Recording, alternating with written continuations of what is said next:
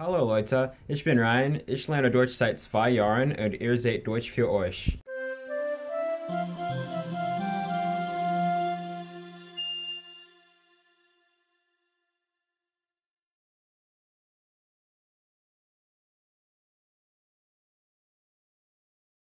Hey and welcome back to the Grundkurs. Before we get started today, let me remind you to click on the little bell icon next to the subscribe button so you don't miss any future videos of DFE. And while I'm sure you're super excited to finish up the cases today, I want to remind you really quickly that my lovely sponsors over at Lingoda are still running their last marathon promotion. If you don't know what the language marathon is or entails, how it works, etc., you can click on the little I to get to the last video I made on it to get all the information you need. The most important things you need to know are that you can get 90 language classes over 3 months, which means that you have to take one class every day, and if you pull that off, then at the end of those 3 months you get a full refund of the money that you paid for the course. The reason I'm mentioning this today is because the original cutoff date to sign up for this last marathon before it becomes a different product was today or yesterday, either or, but they've now prolonged it until September 19th. So if you still want to take part in the marathon, or this is the first time you're hearing of it, you can still click on the link in the description, go over there, and if you do end up signing up, use my promo code that you have on the screen here in order to get 10 euros off of your first month. If you do end up signing up, please do yourself and also me and Lingoda a favor and read the terms and conditions before you do so nobody ends up frustrated. Also, I feel like I should mention, because this is a unique thing that I've never been able to say before, I finally got to meet some of the people from Lingoda last weekend because they, together with other companies, organized a little get-together for some of us influencers from the language learning community. And from what I can tell, and this is really important to me, and I was really happy to be able to say this, they seem genuinely interested in putting out good products that actually help people learn and that are fairly priced. And although that has always been the situation that I have assumed and seen there, it's nice to get that confirmation. So I felt like I should share that with you, just so you get some, at least some insight into the people behind the company that keeps sponsoring my little videos. But you deserve a video, so let's get to that. If you do sign up, remember to use the code, and thanks Lingoda. Now, Grundkurs. Today is our last basic class on the cases, Fälle. Declensions, whatever you want to call them. Nominativ, Akkusativ, Dativ, Genitiv.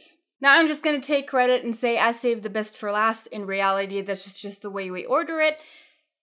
Regardless of which one of the two it is, we're talking about the genitive today. Summed up quickly, the genitive is the case of possession and general headache. So much so, actually, that Germans have actually started replacing the genitive with other cases, but that's a topic for another day. Now, with that in mind, it should come as no surprise that the genitive is generally considered the hardest of the cases. But what does that mean exactly?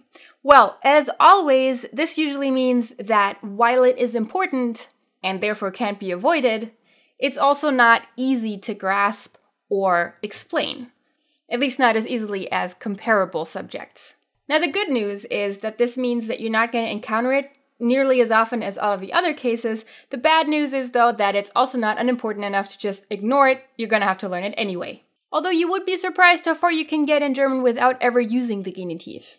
Wouldn't recommend, though. Now, as I pointed out, the most straightforward usage of the genitive is possession, so let's start with that.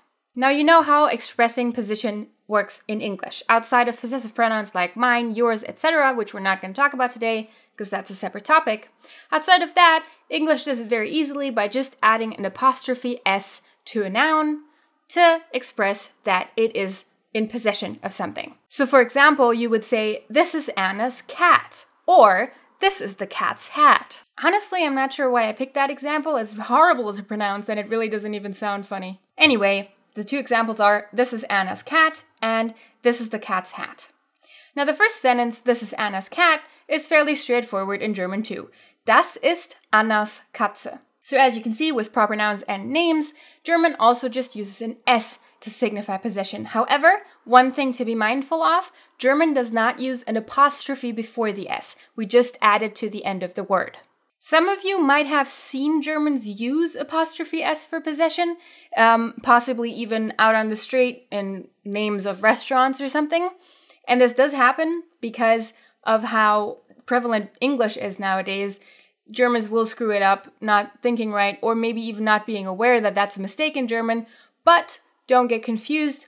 Possession in German with names is never expressed using an apostrophe. It's always Anna's Katze, no apostrophe. The only case in which German does use an apostrophe to express possession is if the name that possesses something already ends in an S. So you know that, something is supposed to have changed. One example would be, das ist Tobias Pferd.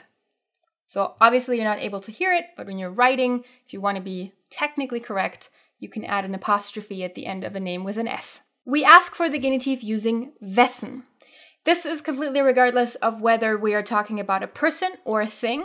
And also, since this is a factor in some languages, it is also completely regardless of which gender the property has. Wessen Hund ist das? Das ist Leonies Hund. Wessen Katze ist das? Das ist Annas Katze. Wessen Pferd ist das? Das ist Tobias Pferd. So names are easy. They work like they do in English as long as you remember the no apostrophe thing. For our other example, this is the cat's hat. German works a little bit differently. This is the cat's hat in German would be, das ist der Hut der Katze. Hä? Why der Katze? Isn't Katze supposed to be female? It is. It's die Katze. However, the genitive of die is der.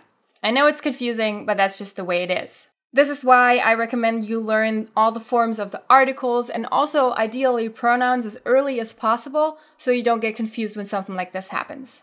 Looking at our three usual examples, the genitive for the articles works like this. Der Hund, wessen, des Hundes. Die Katze, wessen, der Katze. Das Pferd, wessen, des Pferdes. I will put a link in the description to a file with all of the declensions of the articles, just so you can take the time that you need on looking through and learning that. Also, if you're one of my patrons, you will find it in the Dropbox along with examples of declined nouns and adjectives. Now, besides possession, defining the genitive's usage in general terms gets a bit tricky. It's much easier to just tell you that there are certain verbs that trigger the genitive, like, for example, sich einer Sache schämen, which means to be embarrassed about a certain thing, as well as certain prepositions, just like with the accusative and the dative. If you want a list of verbs and a full list of the prepositions that trigger the genitive, you will also find them in my Patreon Dropbox, or you can just Google them. The most important prepositions are während, aufgrund, wegen, trotz, and statt or anstatt. So, wrapping up, the things you need to know about the genitive are: it is used the least of all of the four cases, but that doesn't mean it's not important, so make sure you are aware of it and learn its forms. Its most important usage is possession.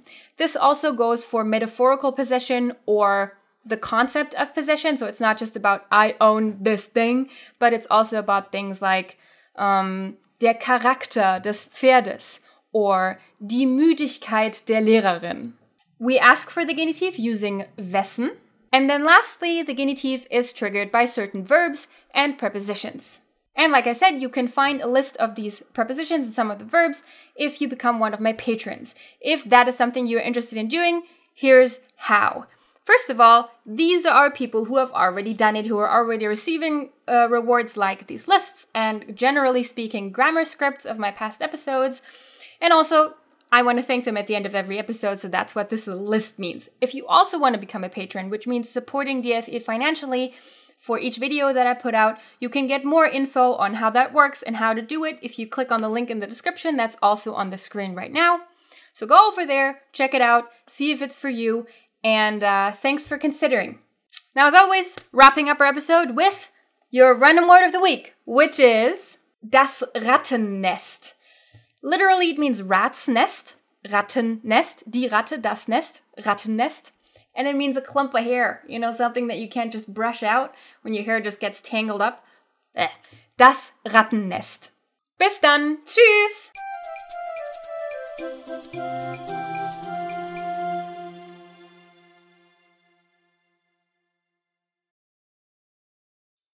Yo, can't see out of my right eye, but I'm cool, right?